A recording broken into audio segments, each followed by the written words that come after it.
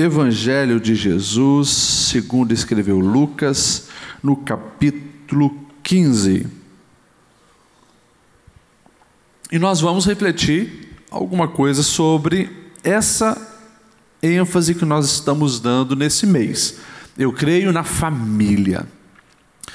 Você sabe que a temática que Deus inspirou-nos nesse ano para nós ministrarmos é tempo de lutar pelos fundamentos da nossa fé. E todo mês a gente vai destacar um fundamento. Para isso ficar impregnado na sua mente, no seu coração e de fato, como o pastor Aguiar tem feito, de uma maneira prática você entenda como lutar pelo fundamento da sua fé. Então nós falamos já sobre as escrituras e mês de março nós vamos falar sobre família. Você achou Lucas capítulo 15, verso 11 em diante, uma parábola muito conhecida, uma história de Jesus, diz assim, a partir do verso 11 do capítulo 15.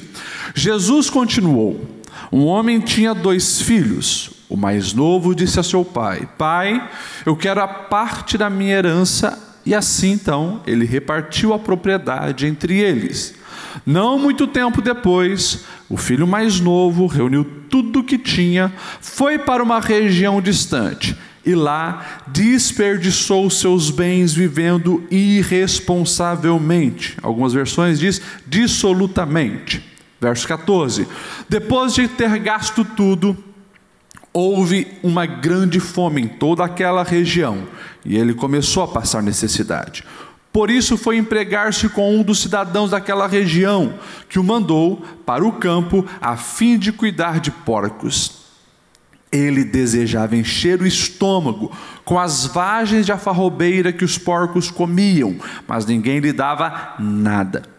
Caindo em si, ele disse: quantos empregados de meu pai têm comida de sobra, e eu aqui morrendo de fome? Eu me porei a caminho e voltarei para meu pai, e direi: Pai, pequei contra o céu e contra ti. Não sou mais digno de ser chamado teu filho. Trata-me como um dos teus empregados. A seguir, levantou-se e foi para o seu pai.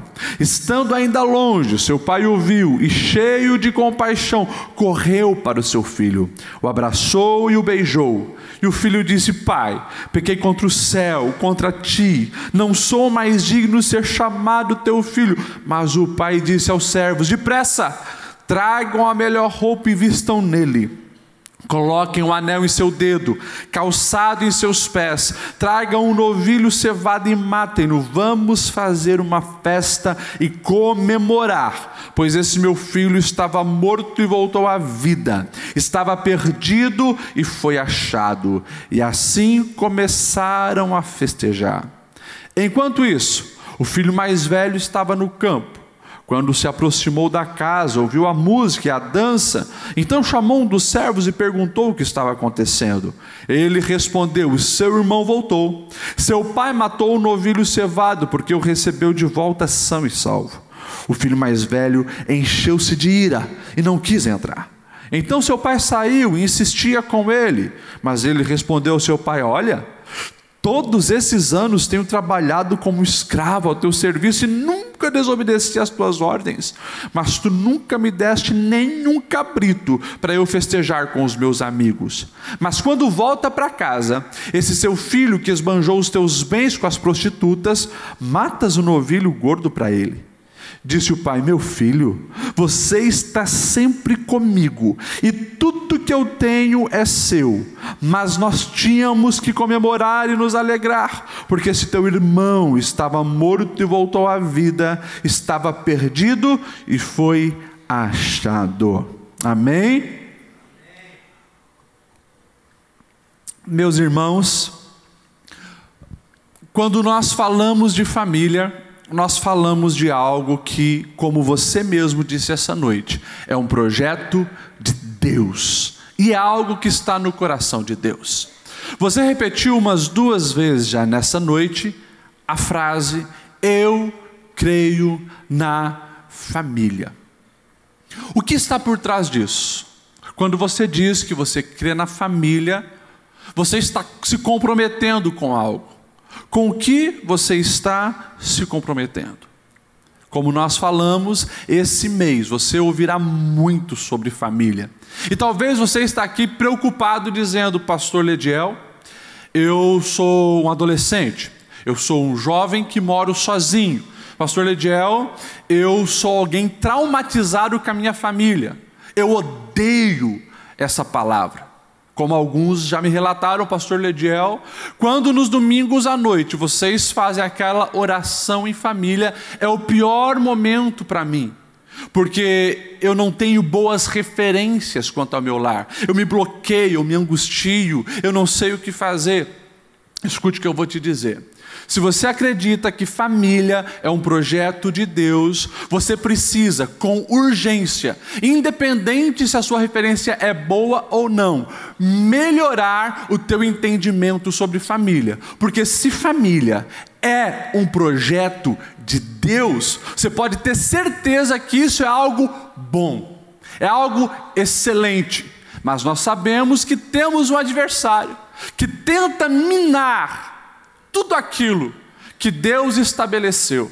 Temos um adversário que tenta corromper, tenta deturpar, ele tenta tirar a visão divina, para que nós venhamos, literalmente, nos afastar daquilo que Deus estabeleceu para a nossa vida. Então, quando nós falamos sobre família, quando você ouve falar sobre família, você precisa se apaixonar por essa ideia. Você precisa orar por isso, derramar a sua alma sobre isso, e você precisa aprender sobre isso, porque independente da tua situação hoje, eu acredito que você procura fazer parte de uma família por excelência, constituir uma família por excelência, ou ser bênção para as famílias que te cercam. Então, família tem tudo a ver com cada um de nós, independente da tua situação atual. Amém ou não amém? Para nós iniciarmos essa reflexão, a gente precisa fazer algumas perguntas. A primeira pergunta que eu gostaria de fazer é: em qual princípio você baseia as decisões que você toma na sua família ou sobre família na sua vida? Você escutou isso? Qual os princípios você se baseia as decisões que você toma em família? Quais são as fontes que você busca? Quais são as fontes que influenciam as suas decisões?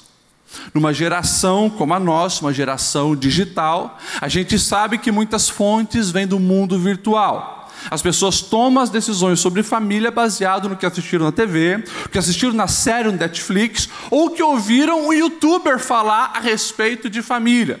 Tem muita gente tomando a decisão baseada nisso. Nós vivemos uma era da geração politicamente correta. Então, aquilo que a maioria pensa ser o certo, as pessoas elas acabam trilhando esse caminho. E aqui começam os perigos, e me perdoe a expressão, mas o politicamente correto que seja jogado no lixo, para não dizer uma outra frase, né? Porque a nossa vida não deve ser regida pelo politicamente correto. A nossa vida precisa ser regida pela palavra de Deus, pela verdade eterna. Isso é o que atrai as bênçãos do Senhor sobre a nossa vida. E se Deus é o criador da família, as fontes que nutrem as minhas decisões precisam ser provenientes da palavra de Deus, dos ensinos de Deus, dos princípios de Deus. Quando nós olhamos essa parábola, você sabe que o contexto é um contexto que busca mostrar a graça de Deus sobre a humanidade.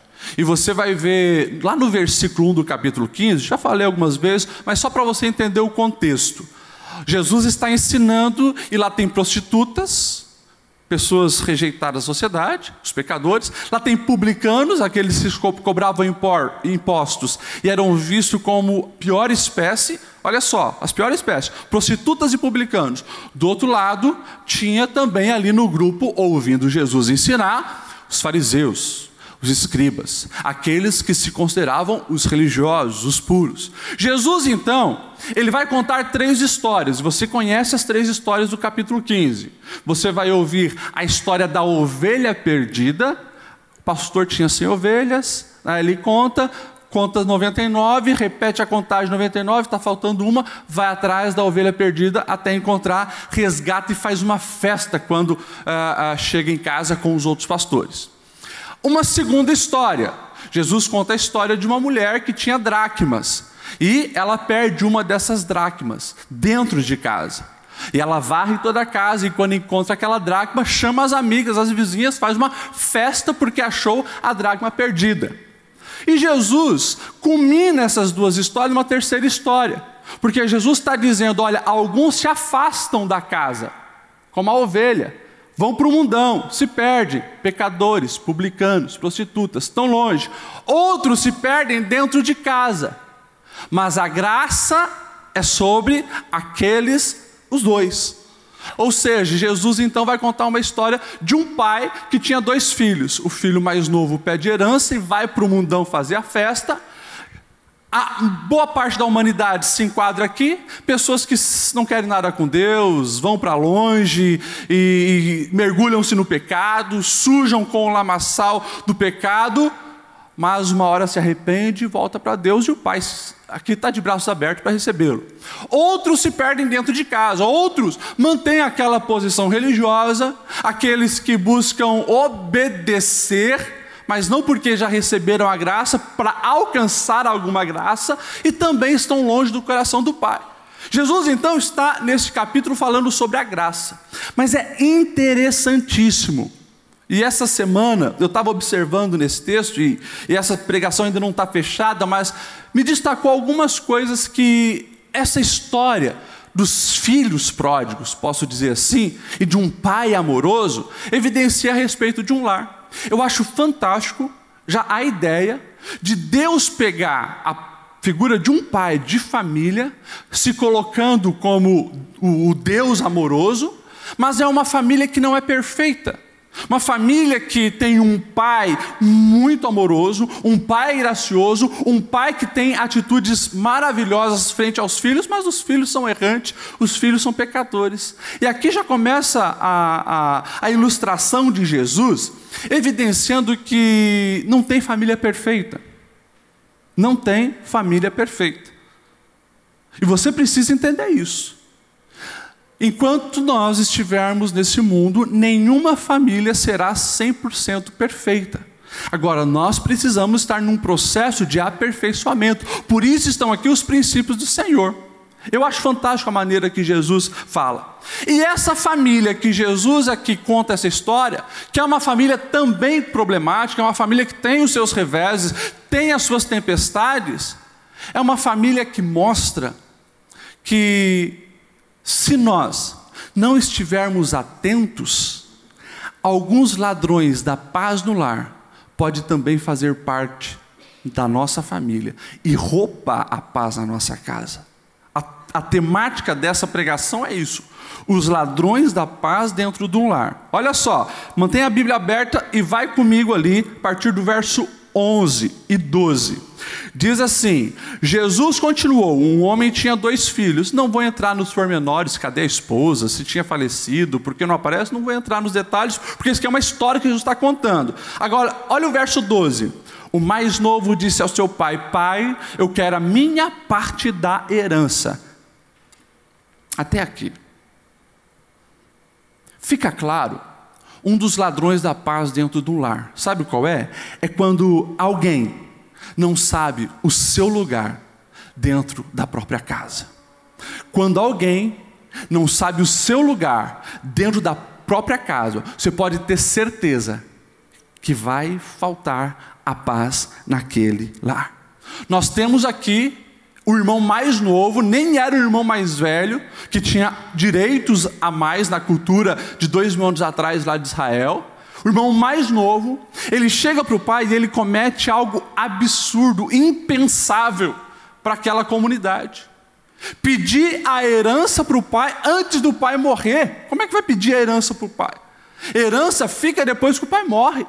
Aquele filho, ele estava literalmente dizendo assim para o pai: o que interessa é o teu dinheiro. Não quero seguir a lógica divina de o pai cuidar dos filhos, depois os filhos cuidar do pai. Me importa é o teu dinheiro. E esse menino, de uma maneira impensável, comete esse grande absurdo de pedir a herança para o próprio pai vivo. Nós vemos também, depois, o irmão mais velho não entendendo o seu lugar, porque esse irmão mais novo vai, desperdiça tudo, se arrepende, volta, e o pai recebe com amor e faz uma festa. O irmão mais novo, o irmão mais velho, quando sabe que o irmão mais novo chegou em casa, também desrespeita o pai. Um esbanja o dinheiro do pai, o outro esbanja a honra ao pai, o respeito ao pai. Ambos aqui estão cometendo grandes pecados, grandes erros, não se colocando no seu lugar naquela casa. E aqui a gente começa a enxergar por que na nossa sociedade hoje nós vivemos esse caos dentro das famílias. Sei que tem advogados aqui no nosso meio, conversa com eles sobre os índices de divórcio que não para de crescer. Você vai ver que a sociedade cada vez está mais informatizada, as pessoas estão com o seu nível de escolaridade cada vez maiores, mas o índice de divórcio não para de crescer, inclusive dentro da própria igreja. Tudo isso é porque os ensinos que regem o sucesso de uma família conforme o coração de Deus não estão sendo obedecidos. Se dá muito mais ouvido para outras vozes que vão além da voz do Senhor. E quando nós falamos de criação de filhos, por exemplo, e aqui o texto deixa bem claro a respeito de filhos, nós vamos ver que essa é uma geração onde os filhos estão literalmente mandando nos pais. Diz o escritor que a geração da minha idade, em torno aí dos 30 a 40 anos, é a geração que foi a última geração a obedecer os pais e a primeira geração a obedecer os filhos. Porque inverteu os papéis.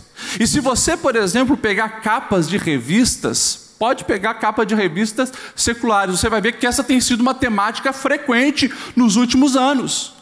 Por exemplo, revista Época, algum tempo atrás, lançou uma capa bem grande, Eles que Mandam, e um adolescente grandão segurando os pais pela mão.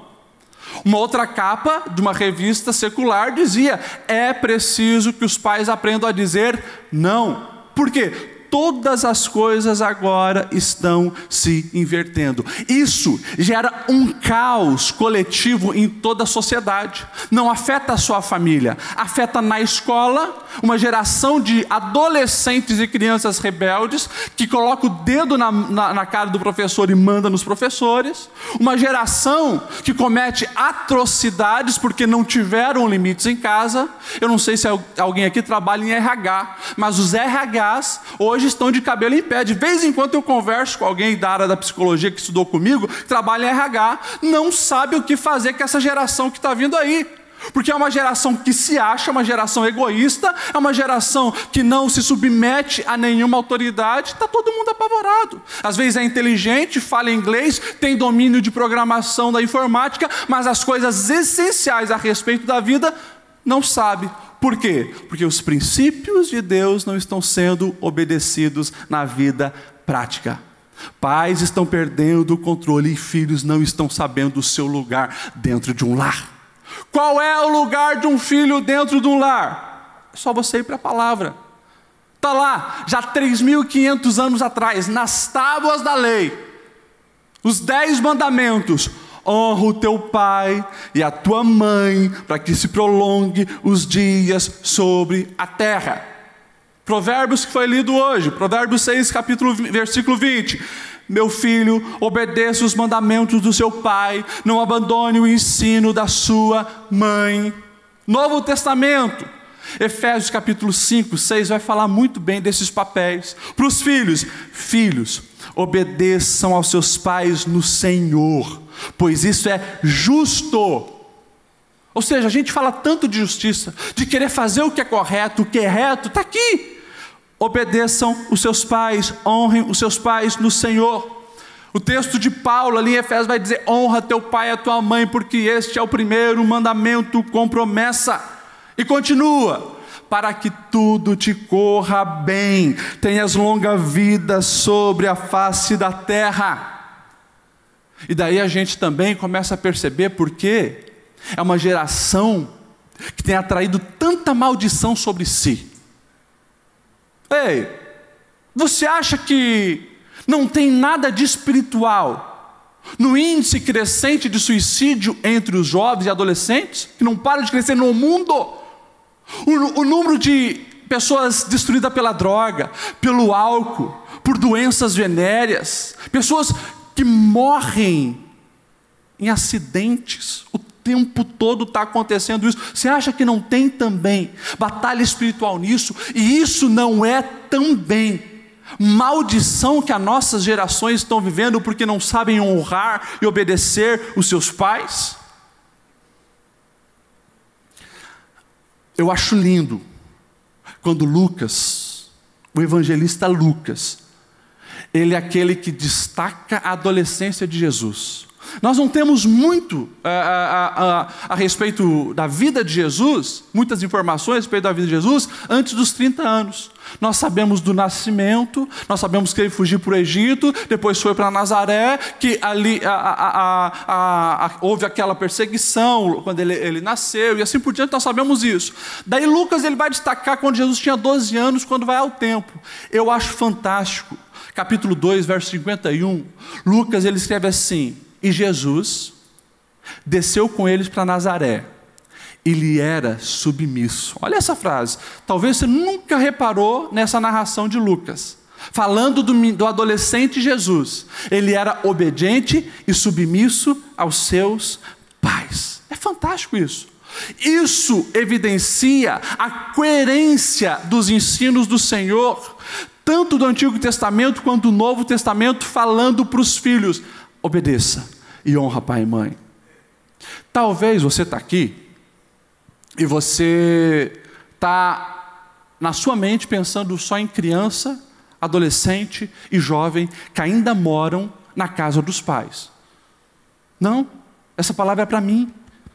Palavra para mim.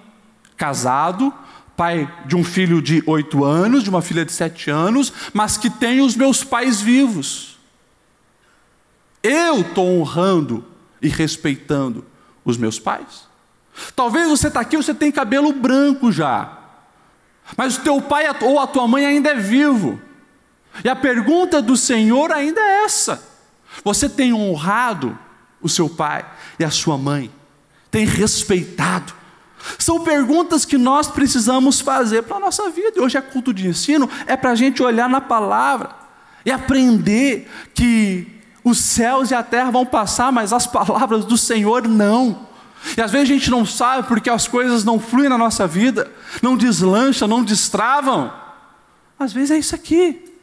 A gente está literalmente esquecendo de princípios sagrados que estão no coração de Deus, desejosos de serem derramados no nosso coração, para nós sermos agentes de transformação na nossa casa, na nossa família e nas pessoas que nos cercam. Quando os filhos ou os pais não estão no seu devido lugar, pode ter certeza, vai haver intriga, vai haver confusão, vai haver problema. Ali a paz não vai reinar. Deixa eu falar algo mais dentro disso. Você que é pai, talvez você faça parte da geração que tem colocado o seu filho no lugar errado. Não é o pai da parábola. O pai da palavra colocou o filho no devido lugar, porque o filho toma uma decisão absurda e o pai não vai atrás ficar paparicando: oh, tadinho dele. Não, o pai deixa o filho aprender com a vida. Mas tem pais da nossa geração que colocou o filho no trono do coração. Você sabia que os filhos têm um grande potencial, escute isso, na nossa geração, de nos tornar idólatras? tudo aquilo que tira a centralidade de Cristo na nossa vida, nos torna idólatra. E nós vemos uma geração ativista, que daí para compensar, acabam idolatrando os próprios filhos. E talvez você já conhece alguém assim, você já viu alguém assim, que o filho passa a ser tudo, e aquele filho vai crescendo, passa a adolescência sendo mimado, a juventude sendo mimada, e daí tem um cara de 35 anos barbado, que a mãe nunca deixou colher as consequências das escolhas erradas que ele fez. Esse pai, quando vê o filho tomando uma decisão absurda, ele deixa. Sabendo, eu acredito, com dor no coração, que o filho ia se dar mal, porque estava traindo maldição sobre si, mas tinha que ir, dar com a cara na parede, ficar lá. Quando a Bíblia diz que esse jovem perdeu tudo que tinha, e a única coisa que sobrou foi estar na lama, cuidando de porcos, isso aqui para um judeu, irmão, até hoje, porcos não são comida dos judeus, até hoje eles abominam isso. Estava dizendo que é o maior nível de humilhação. Esse jovem, ele teve que chegar lá, para ele aprender a respeito da vida, a dar valor ao que ele tinha em casa, e aprendeu, porque aquele jovem lá, ele diz, na casa do meu pai, até os empregados, o menor dos empregados, está numa situação bem melhor do que eu. E a partir desse cair em si, é que ele começa então a planejar uma solução, se levanta e tem uma atitude de um homem daí. Saiu orgulhoso, desprezando o pai, mas voltou de cabeça baixa, humilhado, dizendo, pai, pequei contra o céu e pequei contra ti. E aqui eu abro um parênteses nessa frase. Você prestou atenção no que esse jovem diz? Ele não diz, pai, eu pequei contra ti. Ele sabia que quando ele desrespeitou o pai, ele também ofendeu a Deus. Pequei contra os céus e contra ti. Para ver a seriedade que Deus trata o assunto de filiação, honra e respeito a pai e mãe. Então nós precisamos olhar para ver se na nossa vida, na nossa casa, nós não estamos aí confundindo papéis. No outro momento eu vou falar sobre papel de marido e papel de esposa, que isso também tem gerado um grande problema. Semana passada o pastor Igor já falou alguma coisa a respeito disso, eu acredito, né? Nós vamos falar também desse assunto, mas por favor, por amor à sua alma, avalie como está o seu papel de marido, de esposa, de filho. Avalie como está o seu papel. E se não estiver de acordo com os ensinos da Sagrada Escritura, se arrependa. Lembra de onde você caiu e volte a praticar aquilo que é correto, por amor à sua alma. Segundo ladrão da paz dentro de um lar que aparece aqui nessa história que Jesus conta, é a divisão a respeito dos propósitos e objetivos. Quando um pensa uma coisa, o outro está pensando outra coisa. O próprio Jesus, ele vai dizer lá em Mateus capítulo 12, verso 25, quando ele expulsa demônios, e os fariseus enciumados, vê que quando Jesus expulsa demônios, o povo começa a dizer, esse verdadeiramente é o filho de Davi? Então os fariseus olham aquela cena e dizem, ele está expulsando isso por Beelzebu, que é o príncipe dos demônios. Jesus, ele vai dizer uma frase fantástica. Jesus, ele vai dizer assim, todo reino dividido contra si mesmo será arruinado. Toda cidade dividida contra si mesmo vai ser arruinada. E olha o que Jesus vai dizer, toda casa dividida contra si mesmo não subsistirá. Quando nós olhamos essa família, nós vemos um pai com o objetivo de ver unidade, graça, amor, compreensão, harmonia nesse lar. Pelas falas do pai, você vê que esse era o propósito do pai. Mas o propósito do filho mais novo era uma independência libertina. Ele queria curtir a vida, pegar o dinheiro, vazar, tanto que o irmão já sabia. Foi gastar o dinheiro com as prostitutas, com a farra, com os bailão, com os baile funk, com as raves, se mandou. Agora, quando nós lemos a história, fica também claro o objetivo do irmão mais novo. O propósito do irmão mais novo não estava em sincronia com o coração do pai. O propósito do irmão mais velho, quer dizer, o irmão mais velho, ele queria, sabe o quê? Proteger a sua herança. Era o quê? O negócio. Ele queria os bens do pai. O irmão mais velho queria isso. O mais novo, uma independência libertina. O mais velho, a herança do pai. Tanto que a obediência e a submissão dele na casa do pai, não era porque ele amava o pai, não era porque ele queria viver aquilo que o pai vivia. O coração dele estava distante, tanto que ele joga isso na cara do pai. Tanto que quando o irmão volta, ele está preocupado com o bezerro cevado. Ele está preocupado que agora ele tinha que dividir de novo a herança. Ou seja, mentalidades e propósitos totalmente diferentes não trouxeram a paz para aquele lar. Vamos olhar pelo menos esses dois casos, que aqui é um alerta de Deus para a nossa geração também. Primeiro, essa figura aqui representando esse irmão mais novo, esses propósitos de uma liberdade, entre aspas, né? Essa independência perigosa quando cai na libertinagem. Deus colocou em nós algo lindo. Quando a gente passa pela adolescência, a gente começa a literalmente ver a vida por uma outra ótica. A gente quer ser mais independente. Deus colocou isso em nós, nos preparando para a fase adulta. Deus colocou esse desejo da gente ser independente. Mas a gente precisa cuidar, porque isso pode literalmente ser confundido com outras coisas. Alguns até pegam, né? Não, é bíblico, está lá, em Gênesis, é a instrução divina. Deixará o homem pai e mãe, unir-se-á a sua mulher, e assim serão. Sim, nós precisamos deixar. Mas quando fala de deixar, a palavra de Deus não está dizendo de abandono aos pais, não está dizendo de se desligar da família. Quando a Bíblia fala em deixar pai e mãe, ela está falando de outras coisas. Ela está falando de emancipação financeira, emocional, mas não de esquecer e abandonar os pais. Está dizendo que o cônjuge precisa se tornar a pessoa mais importante para aquele homem. É isso que a palavra está ensinando. Só que hoje, alguns estão se confundindo. E literalmente caindo num abandono familiar, enfiando a cara numa libertinagem onde não precisa prestar conta para ninguém. E isso tem gerado grandes problemas, porque olha só, antigamente era muito simples. Antigamente,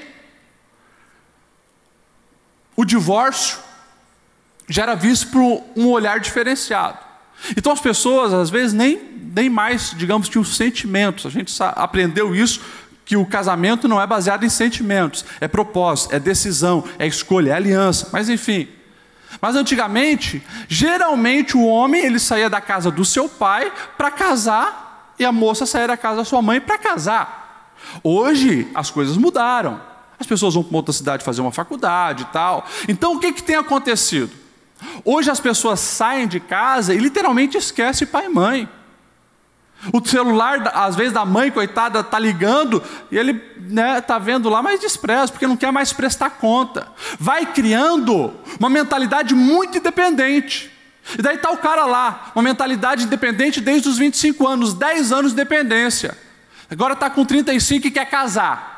Acha uma moça também, que desde os 20 está fora de casa, agora ela está com 25. 5 anos vivendo de maneira independente. Quando eles vão se juntar, para se acertar é muito mais difícil. Porque se sai da casa do pai, ali eles tinham que prestar conta para o pai, respeitar o pai e assim por diante. Mas ficou muito tempo mandando no seu próprio bico. Quando eles se encontram, olha, precisa de mais ajustes do que o casal que saiu da casa do pai para se entenderem. Essa é a realidade. E daí, o cara está 10 anos vendo aquela vida, ele não quer prestar conta para a mulher dele. Da onde vai, o que faz com o dinheiro e assim por diante. Isso tem dado alguns problemas. Pastor Lediel, você está falando do quê? Eu estou falando dos resultados de atendimento no gabinete, da vida prática de hoje. É impossível, então, alguém que vive já anos uma vida independente se acertar? Não, não é impossível. Mas precisa de mais esforço, de mais renúncia. Você precisa saber que casamento é abrir mão de si. Amém ou não amém? Estamos falando dessa área. É culto de ensino, nós vamos por aí. Mas enfim, estamos falando de prioridades. Esse filho mais novo, ele estava equivocado nas suas prioridades e caiu numa libertinagem e não numa emancipação. Fugiu de casa, desrespeitando o pai, começou tudo errado. Não tem como dar certo. Entenda isso, não tem como dar certo. E eu falo aqui para você, jovem que está aqui. Se você saiu de casa para viver sua independência, mas saiu com essa intenção de se alicerçar numa libertinagem, desrespeitando pai e mãe, eu infelizmente preciso te falar uma verdade: você não vai prosperar. Porque você está construindo a sua vida sobre a areia. Uma hora ou outra vai ruir. Volte e acerte o que você fez. Peça perdão, reconcilie-te. Mas você precisa ter a bênção da sua família sobre você. Esse filho, é interessante que quando se escolhe esse caminho, quando a gente olha para as consequências que ele teve, a gente viu que ele colheu humilhação. A gente vê que ele perdeu, olha isso, a sua própria identidade. Já parou para pensar que esse filho, que sai desrespeitoso de casa, buscando uma libertinagem, ele perdeu a sua própria identidade? Porque agora ele estava sendo escravo. Era filho amado, filho querido, agora estava escravo. O texto vai dizer, eu acho lindo esse detalhe que o Lucas relata, que ele via as bolotas de alfarrobeira que os porcos comiam. Ele tinha tanta fome que ele tinha vontade de pegar aquilo e comer. E o texto diz que nem isso ele podia. Ou seja, o cara estava na pior. Era filho, agora era escravo. Quando ele diz que vai voltar para casa, ele diz: pai, por favor, não me trate como seu filho. Eu quero ser um dos seus servos, um dos seus escravos. Quando se sai de casa dessa maneira, cai na libertinagem, você perde a noção de quem você é. O pecado distorce totalmente a autovalorização que você tem. Tira o seu valor, porque a libertinagem leva para o pecado. O pecado satisfaz a carne, mas deixa um vazio na alma. Consequentemente, toda a sua compreensão a respeito de si mesmo vai para a lama. E a pessoa cada vez mais vai se atolando, se perdendo, mas o vazio no coração aumentando. Essa é a realidade. Olha para os jovens. Você vai ver hoje uma geração fisicamente linda. Pensa numa geração que está seguindo aí a onda do aparentar. Jovens e homens e mulheres lindos.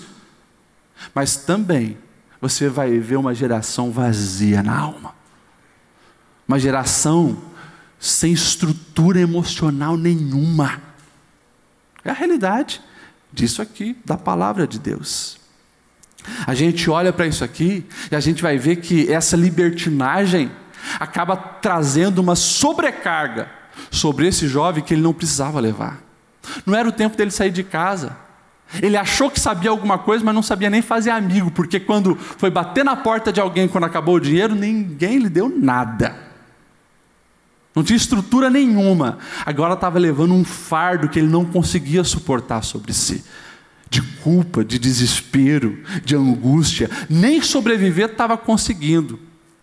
É consequência do pecado.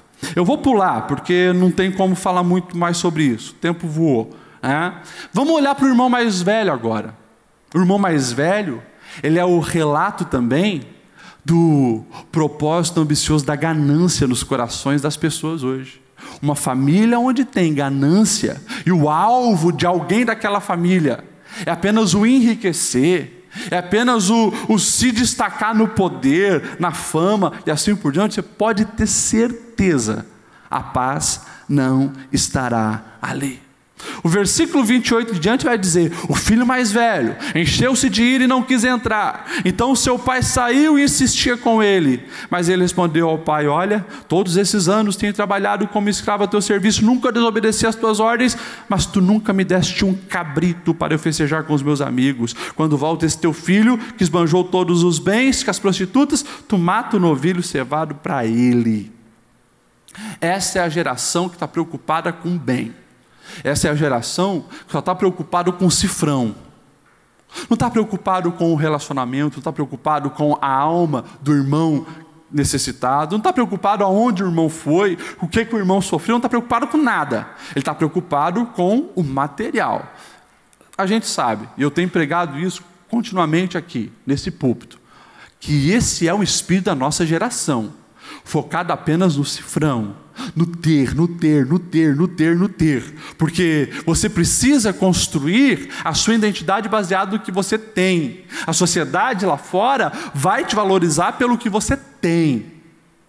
Só que Deus, o Pai amoroso, nos valoriza pelo que nós somos.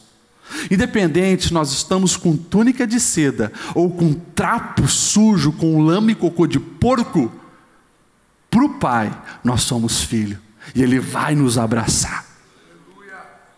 A gente precisa entender que essa síndrome de um capitalismo onde gera ganância no teu coração e seu espírito maligno.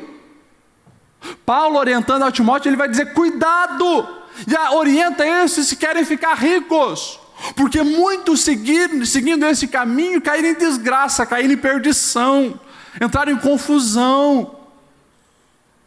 Pastor Ledial, por que o senhor está falando isso hoje aqui num culto de ensino, falando sobre família? É porque em muitas casas não tem a paz, justamente porque o cifrão tomou o lugar de Deus. O cifrão se tornou a coisa mais importante. E daí não se tem tempo para os filhos, não se tem tempo para a esposa, só se tem tempo para o trabalho, porque trabalho é dinheiro, então tem que trabalhar o tempo todo. É 12 horas por dia, 15 horas por dia. Chega destruído e dá o resto para o seu cônjuge, dá o resto para os seus filhos. Isso vai dar problema. É uma ação que vai gerar uma reação. A gente precisa trabalhar. O trabalho é divino, o trabalho dignifica o homem, o trabalho foi algo instituído por Deus. Pastor Ledial, mas o trabalho não é fruto do pecado? Não. Você vai ver que antes do pecado lá no Éden, Adão e Eva são colocados lá para eles gerenciarem, administrarem. Mordomia, a expressão no grego, porque eles deveriam fazer. Sim, o pecado intensificou isso, com espinhos, abrolhos e assim por diante, mas sempre se trabalhou, isso é uma ideia divina. Agora, como eu falei, tudo o diabo tenta distorcer para minar o nosso bem-estar. E o diabo, literalmente, na nossa geração, ele tem levado as pessoas a caírem num ativismo ganancioso. E a gente tem visto pessoas com fortunas e mais fortunas. Como eu já atendi, gente que anda de jato, mas daria tudo o que adquiriu para ter o respeito do filho, para ter o respeito da esposa, porque construiu o seu império monetário nas ruínas da família. Isso é um perigo. É um perigo evidenciado aqui, nessa parábola, um foco errado, longe do coração do pai, que vai tirar a paz de um lar. Eu tenho mais 2 tópicos para falar, eu vou correr os 2. Um outro ladrão da paz no lar, que a gente olha para esse texto e a gente enxerga, é o egoísmo. Está claro na atitude dos 2 filhos. O filho mais novo é egoísta porque pede a herança para o pai, está nem aí para o pai. O filho mais velho só está pensando nele, não está nem aí para o irmão mais novo. Isso aqui é obra satânica. Quando você vai lá em Gálatas, onde Paulo, inspirado por Deus, vai falar de obras da carne, frutos do Espírito, Gálatas capítulo 5, você vai ver que entre as obras da carne, aparece bem grande lá, egoísmo. É algo que a nossa geração está vendo quase como uma virtude. Mas a gente precisa, pela palavra, dar nome aos bois. Egoísmo é pecado. Quando você se torna egoísta, quando nós nos tornamos egoístas, a gente está indo na contramão de tudo o que Deus quer para a nossa vida. Porque nós precisamos parecer com Cristo. O alvo da vida de um cristão é se parecer por Cristo. Como que nós vamos se parecer com Cristo sendo egoístas, sendo que Ele se entregou por nós? O maior ato de altruísmo está lá, na cruz. Então, egoísmo é um grande problema. É pecado. E a gente precisa fugir disso. Eu poderia entrar aqui nos papéis. Já viu que nós estamos vendo uma geração de pais egoístas? Como assim, pastor Lediel? Pais que pensam que os filhos estão ali para fazê-lo feliz. Pais que pensam que os filhos estão ali para promoverem eles para a sociedade. E daí quando um filho erra, quando o filho faz algo que não devia, aquele pai se frustra, aquela mãe se frustra. É o fim do mundo para ele, quando um filho desrespeita. É uma geração que não suporta ver um filho seguindo um caminho errado. E como eu falei, por isso tenta proteger ele das consequências, porque, pelo menos na aparência, a sociedade precisa achar que está tudo certo aqui em casa.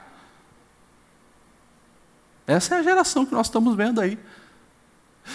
E filhos, escute o que eu vou te dizer. Filhos, uma hora ou outra, vão te frustrar. Você que é pai aqui, bem provável você já ouviu algumas coisas do teu filho falando a teu respeito, falando de você que você não queria ouvir. Você faz tudo por ele. E ele vai olhar para você e dizer: te odeio, seu quadrado, você não me entende. É assim.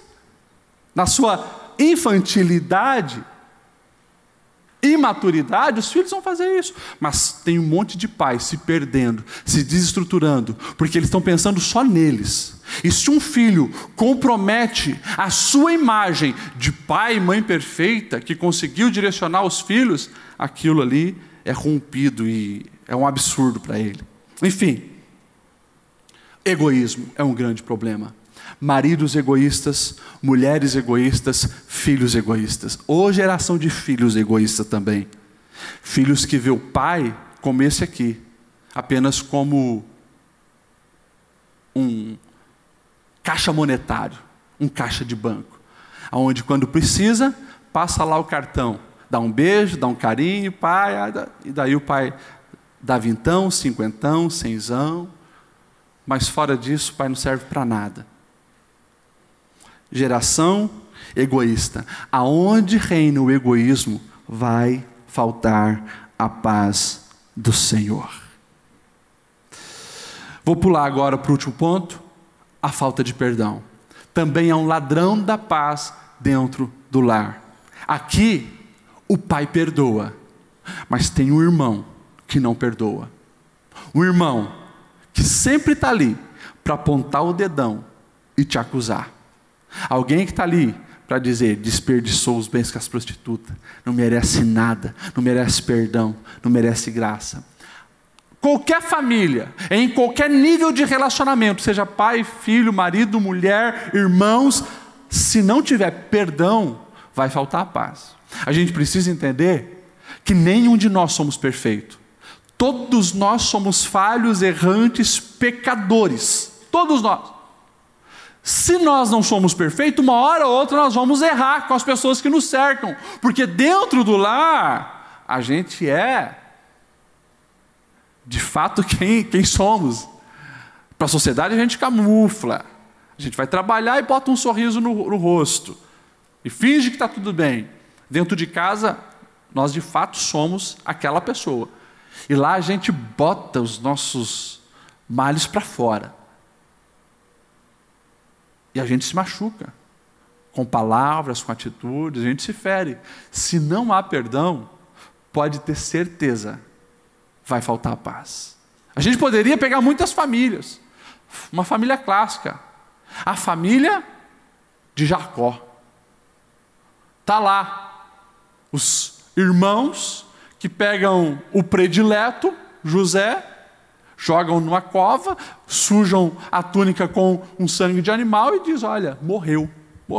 Já parou para pensar que durante 20 anos Jacó ficou sofrendo, pensando que seu filho estava morto?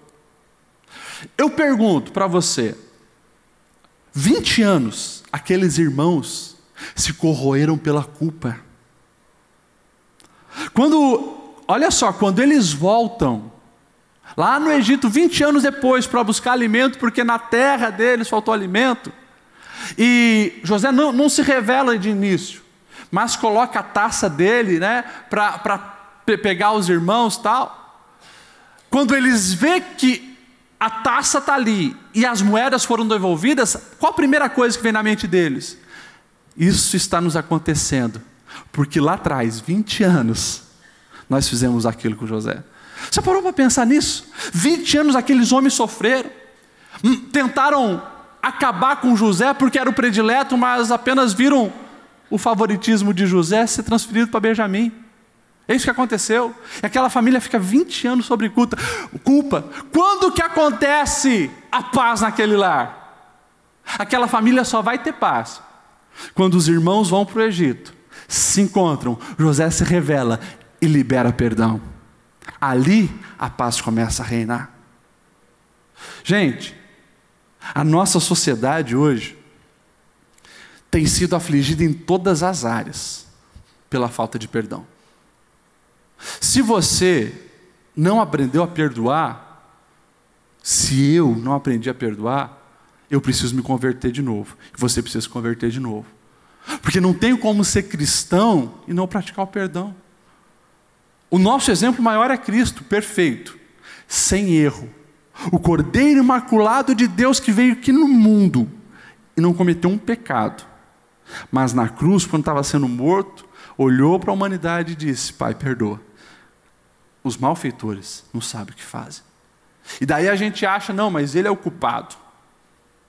O outro que fez isso para mim, a gente acha que a gente então não deve liberar o perdão. Isso vai te corroer. E escute o que eu vou te dizer. A gente vê poucos dados na mídia secular a respeito disso. Mas cientificamente já é provado que boa parte das doenças que a gente vai dizer que se somatizam no corpo, que vêm para o corpo, eu posso dizer algumas. A gente pode colocar problemas aí de estômago, problema de intestino, câncer, muitos. Eles são impulsionados pela falta de perdão. A alma está ligada com o corpo. Não tem como você achar que pode separar as coisas. Que se você viver amargurado, rancoroso, cheio de coisa ruim dentro de si, isso não vai afetar o teu corpo, vai afetar também o seu corpo. E talvez isso é uma das maneiras para você começar a perceber que a tua alma precisa de cura, de saúde, de vida. Porque a gente às vezes só olha para a aparência, para o corpo. A alma está doente, as pessoas não percebem isso. Perdão. É preciso perdoar. Aquele irmão mais velho, ele estava correndo um grande risco de prejudicar toda aquela família por ser orgulhoso e não liberar perdão para o seu irmão. Jesus, ele deixa bem claro, quando Pedro quer, mais uma vez, se sobrepujar diante dos discípulos, falando sobre perdão, porque os fariseus ensinavam que uma boa pessoa perdoa até 3 vezes. Então Pedro chega para Jesus e joga lá em cima. Senhor, até 7 vezes a gente deve perdoar, né? Ele duplica e acrescenta mais 1. E daí Jesus olha para Pedro, Pedro, seu cabeção, até 70 vezes 7. Tu vai se converter, rapaz. É o que a gente precisa fazer. A gente precisa se converter. A gente precisa cuidar para que esses ladrões que tiram a paz dentro de um lar não venham afetar a nossa família.